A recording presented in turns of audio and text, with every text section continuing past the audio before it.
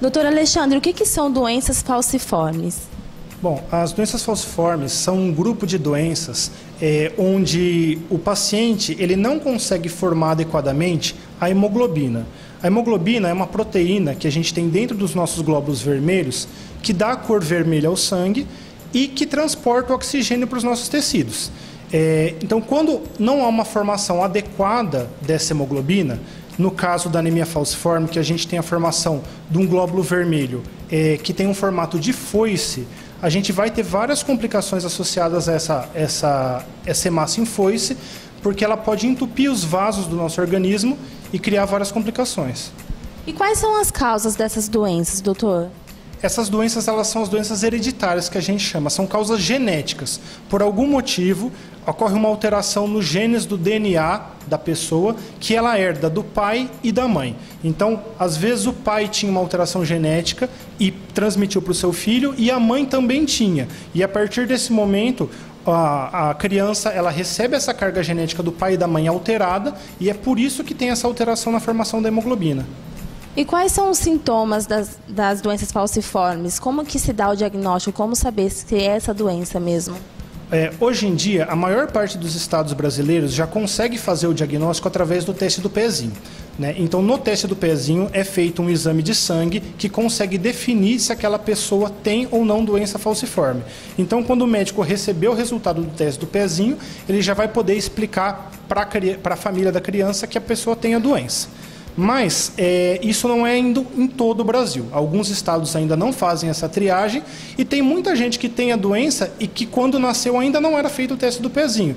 Então acaba descobrindo porque a pessoa tem uma anemia muito forte, porque a pessoa tem crises de dor muito forte nos braços, na perna, no tronco. Às vezes essas pessoas podem ter problemas de formação de úlceras com cicatrizes nas pernas. Elas pegam infecções de maneira mais fácil. Então, todo mundo que tem essas complicações e não sabe que tipo de anemia que tem, deve fazer um exame que chama eletroforese de hemoglobina para poder fazer o diagnóstico dessa doença. E qual que é o tratamento, doutor? O tratamento, hoje em dia, ele depende do paciente fazer um acompanhamento num centro especializado que faça atendimento de doença falciforme.